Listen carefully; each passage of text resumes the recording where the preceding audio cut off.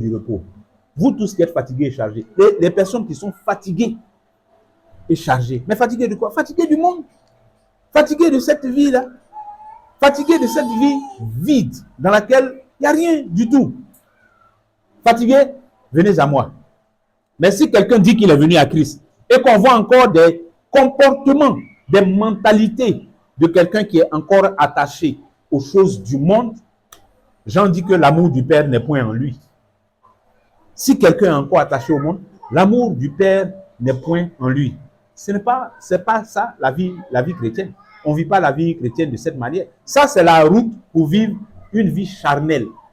Une vie à l'apparence. Il y a une apparence de piété, mais on renie tout ce qui fait la force de cette piété-là.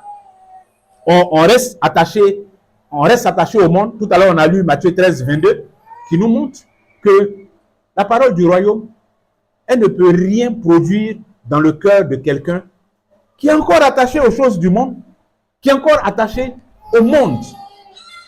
Bon, quand on dit le monde là, vous connaissez. Quelqu'un qui est encore attaché à la vaine manière de vivre de ceux qui ne connaissent pas Christ. Et quand on te regarde vivre et on regarde un inconverti vivre, il n'y a pas de différence entre vous. Dans votre mentalité intérieure et dans votre aspect extérieur, il n'y a aucune différence entre vous. Attaché au monde, on peut trouver des philosophies, des raisonnements pour dire que voilà, mais je dis, si tu es devant moi, tu ressembles à un païen, à un inconverti. Tu veux qu'il dise quoi? Le Seigneur a dit que nettoyer l'intérieur et puis l'extérieur devient net. Il n'a même pas dit nettoyer l'extérieur. Nettoyer l'intérieur et puis l'extérieur devient net. Donc, ce que je vois à l'extérieur, là, ça me donne quelques indications sur ce qui est à l'intérieur de toi. Donc, quand je te regarde et puis je ne peux pas faire la différence entre un inconverti et puis toi, bon, j'ai de quoi me poser des questions. J'ai de quoi me poser des questions. Même si tu veux t'embourber dans des philosophies de Dieu ne regarde pas à l'apparence, Dieu ne regarde pas à l'apparence. C'est pas comme ça là que les Écritures disent que Dieu ne regarde pas à l'apparence. Il faut situer ça dans son contexte. Dans quel contexte il a dit qu'il regarde au cœur et ne regarde pas à l'apparence. Et si on t'explique bien ça, tu vas te rendre compte même que dans ce que tu utilises pour te défendre là même, ça t'accuse encore. Donc, bien aimé, avoir les yeux remplis de convoitise pour les choses du monde là, il faut faire attention. Il faut faire attention à ça. On ne peut pas marcher dans le Seigneur et puis rester encore dans ces convoitises là. Rester encore, avoir les yeux encore remplis de ça. Non. Non. Faut se libérer de ces choses-là. Parce que c'est les choses qui vous enferment, qui vous emprisonnent. Il faut se libérer de ces choses-là. Il faut se libérer de ça. Il faut se libérer de la vie mondaine, la vie païenne. Sans se donner des arguments, quoi. C'est-à-dire la vie que Christ nous demande là. Vous connaissez ça, c'est là. Vivons là. Ne cherchons pas des trucs sophistiqués pour mettre ça dedans, hein, comme certains qui disent qu'ils vivent la vie chrétienne et puis, bon, tu vois, ils sont encore dans des légèretés. Bon, mais quand, après on dit, bon, il ne faut pas juger, Bon, toi, tu me dis que toi, tu es chrétienne. Et puis, tu es toujours dans les sexy de la mort. Et tu dis que il y a un cas t'appeler une sœur en Christ. Bon, si tu ne sais pas, on va dire c'est l'ignorance. Mais tu sais, tu es au courant. Et on t'a enseigné. Et tu as lu. Mais quand même, ton cœur est tellement attaché à ça. Bon, j'ai pris sexy, hein, mais élargissons ça à toutes les autres choses. Donc, on t'a enseigné sur les voies du Seigneur. On t'a enseigné sur ce que le Seigneur demande comme séparation d'avec le monde. On t'a enseigné ces principes-là. On t'a enseigné les principes de appeler hors, mis à part. C'est ça qui est l'Église. On t'a enseigné ça. Mais comme ton cœur est tellement attaché à des choses, tu n'es pas prêt. Tu n'es pas prête. Tu es encore dedans. Tu n'es pas prête. Tu te donnes un timing, ton propre timing.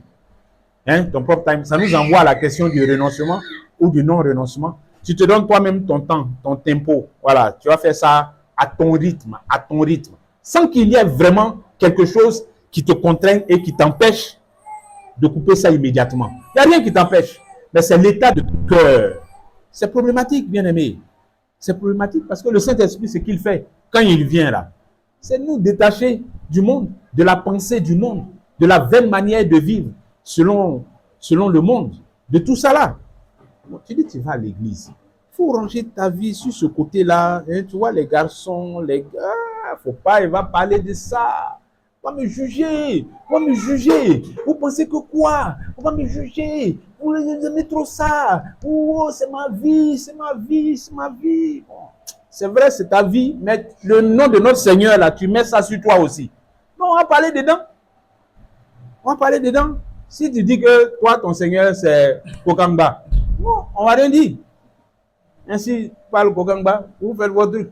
Mais si tu dis que ton Seigneur, là, c'est le même Seigneur que pour nous, là, bon, je te vois comme une sœur qui est en difficulté, donc je veux t'aider. Je veux essayer de t'expliquer 2-3 trucs pour que tu puisses redresser tes voies.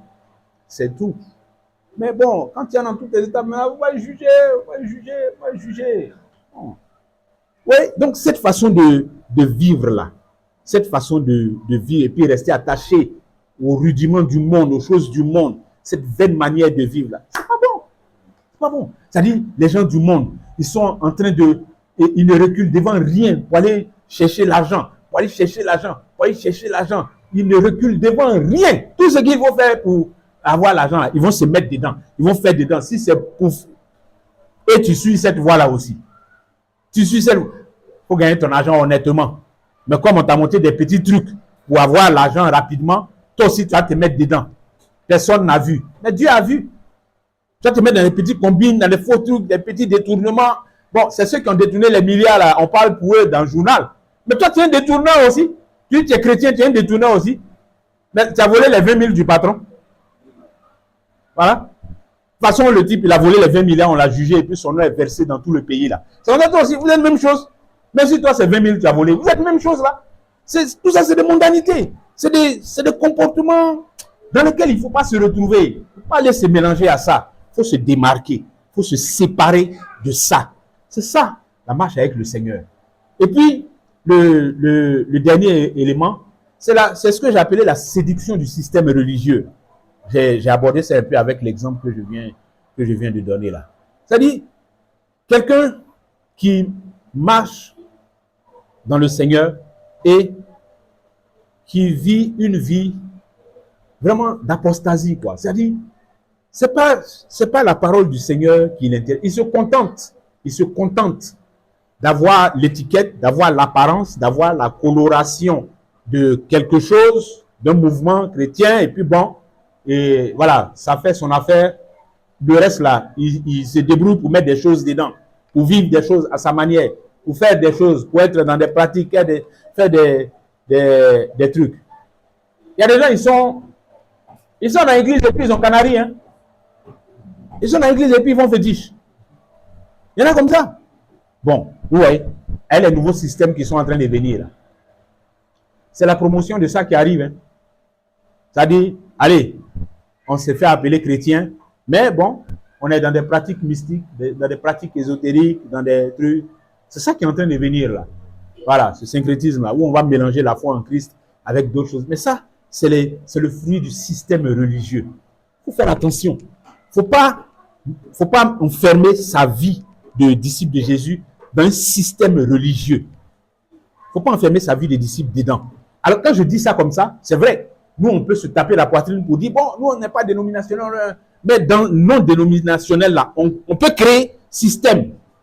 On peut créer système. Chacun peut créer système. Ou bien ensemble, on peut créer système qui va nous écarter de la voie du Seigneur. Non, il faut faire attention, bien-aimés. Restons dans ce que le Seigneur nous donne comme direction. Restons dans la voie dans laquelle le Seigneur nous engage. Marchons, c'est-à-dire, nous sommes en Christ là. Vivons en Christ, pleinement. Prenons simplement et de façon humble ce que les Écritures disent. 2 Corinthiens 5, 17, si quelqu'un est en Christ, il est une nouvelle créature. Les choses anciennes sont passées. Voici, toutes choses sont devenues nouvelles. Ça là, c'est des paroles simples. Il n'y a pas de philosophie dedans. Restons dedans, appliquons ça, vivons ça. C'est ça la bonne manière de marcher dans le Seigneur et de vivre une foi chrétienne victorieuse, vivante. Que le Seigneur vous bénisse. Amen. Gloire à Dieu.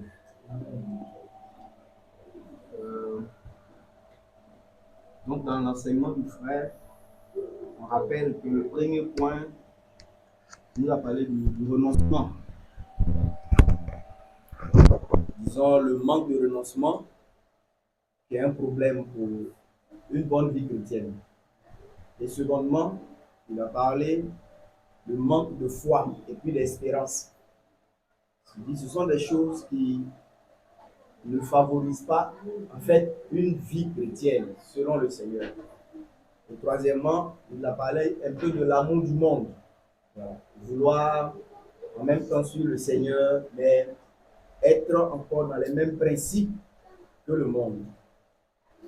Voilà. Les mêmes manières de réfléchir, les mêmes manières de penser que le monde. Voilà. De grâce, hein, mes bien-aimés frères, le monde là, c'est pas habillement. Hein. Voilà, le frère a parlé, c'est un exemple qu'il a pris. Le monde là, c'est surtout cette manière de vivre selon la vie de l'homme sans Dieu. C'est ça le monde. Voilà. Donc, comme il a dit, tu peux bien t'habiller, mais suivre le monde dans beaucoup de principes. Voilà. Et puis, il a fini avec la séduction du système religieux. Ça veut dire le fait d'avoir quelque chose où on parle de Dieu, on parle de Jésus dedans. Voilà. Les dimanches, tout n'est pas trop fatigué. Vous savez, moi j'ai été quelqu'un qui a fait ça. Voilà, chacun de nous a eu son chemin. Moi j'ai été un faux chrétien. Voilà. Et puis, vous voyez, dans le temps, pour ceux qui ont lu un peu le petit écrit, quand je suis chrétien sans Christ, voilà. Ça, c'est un petit texte que le Seigneur m'a fait là dans l'écrit, mais c'était quelque chose, voilà, qui parlait un peu de moi-même, de mon expérience aussi. Voilà. Au bas, un peu, comme Eric l'a dit, un peu de bas, un peu de maquis. Vous voyez, un peu de Jésus, un peu de Satan. Ça là, c'est dangereux, très dangereux. Voilà. Il faut tenir compte de ça. Les fêtes 31 où on va un peu à l'église, et puis après, voilà, on dit ça va faire pour César. Mais la séduction du système religieux, c'est le fait de perdre de vue vraiment que nous suivons la personne de Jésus. Nous suivons la personne de Jésus. Et même si on n'est pas dans peut-être des choses qui sont grossières dehors, même ici, comme il nous le dit, faisons attention de ne pas mettre notre vie chrétienne juste dans, ouais, on se rassemble 2 fois dans la semaine, on a peut-être une réunion en ligne, et puis bon, voilà, on sait plus ou moins certaines choses qu'on fait. Il faut écouter vraiment ces paroles que notre bien-aimé frère nous a rappelées. Voilà. Et cette simplicité dans laquelle il nous a parlé des problèmes qu'on laisse subsister. Voilà. C'est des petites choses, mais qui nous apprennent soit la crainte de Dieu, ou bien ça nous endurcit le cœur. Voilà. Et le Seigneur a dit qu'on est sage quand on écoute sa parole et qu'on la met en pratique. Donc, n'oublions pas ça. C'est bon? Le manque de renoncement. Il nous a dit qu'on ne peut pas vivre vie chrétienne sans ça. C'est Jésus qui l'a dit, le frère nous l'a rappelé. Frère bien-aimé, mes soeurs, vous êtes là, non? Amen. N'oublions pas, hein? Tu peux nous donner ça, s'il vous plaît? Le manque de renoncement. Bon. Aujourd'hui, le Seigneur n'est pas encore venu. Donc, naturellement, vous voyez, ses serviteurs, eux, ils parlent dans l'église là. Nous, on n'a pas la responsabilité de regarder qui va aller au ciel et qui va aller en enfer. Donc, nous, on parle en attendant que le maître vienne. Mais qui est sage et intelligent, qui aime son âme et veut un jour avoir part au royaume de Dieu, écoute ces paroles qui sont dites. Le renoncement à soi-même. Un jour, j'ai dit ici que c'est une protection même pour nous. Ça veut dire que rentrer dans ce chemin-là, c'est se protéger. Pour celui qui veut un jour entrer au ciel, si tu entres dans le chemin du renoncement, tu te protèges. Parce que celui qui n'y entre pas, il va arriver un jour où il va faire le choix de soit s'excuser et ne plus continuer à suivre Jésus. ou bien de continuer à suivre Jésus. Et ce qui va faire la différence, c'est la réalité du renoncement dont le frère bien-aimé Eric a parlé. Il n'y a aucun problème qui est comme c'est parce que nous tous là, soit le moi, l'orgueil, la chair, c'est juste ça. Sinon, je vous ai dit, hein, bien-aimé frère, on peut vivre dans la paix, dans la joie, dans toutes sortes de merveilles. Jésus, il a vécu avec Judas pendant 4 ans sans aucun problème. Ayons la foi et l'espérance. La troisième chose à laquelle que le frère aurait pu aussi ajouter, hein, selon le Seigneur aussi, c'est l'amour. Ce sont ces 3 grandes choses aussi qui montrent la réalité d'une vraie vie chrétienne. L'amour, la foi et puis l'espérance. En tout cas, vie chrétienne sans foi, sans espérance. Et l'espérance, c'est ça qui nous fait persévérer. C'est quand on a l'espérance qu'on continue. Si quelqu'un il est découragé, qu'il ne peut plus guérir d'une maladie, il ne prendra plus de médicaments. Et l'apôtre dit, quiconque a en lui cette espérance-là, il se purifie. Tu veux voir un jour Jésus, il faut te purifier pour l'attendre. Amen. Et sois dans la foi. Faisons attention au monde et à l'amour du monde. Mes frères, la dernière fois, j'avais expliqué par rapport au monde, là, la croix et le monde, là, les deux ne peuvent pas être réconciliés. Hein. Et toutes les fois, comme le frère expliquait, qu'on fait des clins d'œil, peut-être que d'amour au monde, c'est une trahison de notre Seigneur. Ça peut paraître des petites choses, mais c'est une trahison. Parce que dans ce que j'avais expliqué, c'est que quand Jésus prend la croix montre Jésus comme un gars que l'Empire romain a vomi. C'est ce que ça veut dire. Avec l'Empire romain, là, mais en disant l'Empire romain, on veut dire le monde. C'était eux qui géraient. Voilà, ces choses. Le monde, quand il te donne la croix, c'est pour dire que tu es parmi les malfaiteurs. Tu es contre son système. Et donc, il te crucifie pour montrer que toi et puis lui, il n'y a pas de rapport. Donc, moi, le disciple de Jésus, si je fais des clins d'œil au monde, ou bien je veux m'attacher encore au monde, ça peut être dans des petites choses. Mais le langage derrière, c'est un langage de trahison. Voilà. C'est un langage de trahison. C'est ça qui est derrière. Ça veut dire que ce qui a vomi mon Seigneur là, moi je suis encore ami avec ça. C'est pourquoi Jean dit que si quelqu'un est ami du monde là, il est ennemi de Dieu. Parce que entre la croix et le monde, il y a une séparation totale. Voilà. Les Babyloniens, frère, eux, ils avaient c'était le feu, là, la fournaise, là, avec Nebuchadnezzar. Ouais, non. Et puis les Mèdes et les Perses, ils avaient la fosse au lion.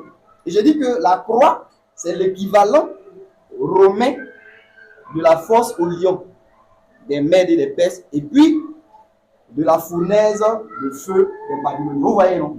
Les Mèdes et les Perses, là, c'est quand tu as violé leurs lois, tu es contre leurs lois, on te prend, et puis il y a une grosse fosse avec des lions affamés dedans. On te met là-bas. Alors, est-ce que vous pensez que quelqu'un qui est là-bas, si tu dis que tu es son ami, on te met aussi là-bas? C'est ça. Donc, quand Nebuchadnezzar met sa statue, et puis les 3 qui ne se prosternent pas, ennemis donc de sa loi, on les met dans la fournaise. Et vous pensez que si quelqu'un se met debout aussi comme les 3, on le met aussi dans la fournaise?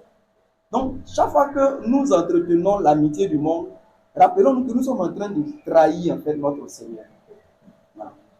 On est en train de le trahir. Ça veut dire qu'on est en train de manger avec l'empire qu'il a mis dans la fosse au lion. Ou bien on est en train de manger avec ceux qui l'ont mis dans la fournaise ardente de feu, les Babyloniens. Ou bien on est en train de manger avec ceux qui l'ont mis au nom des brigands, des grands chemins sur la croix des Romains. Donc, il ne peut pas avoir d'amitié.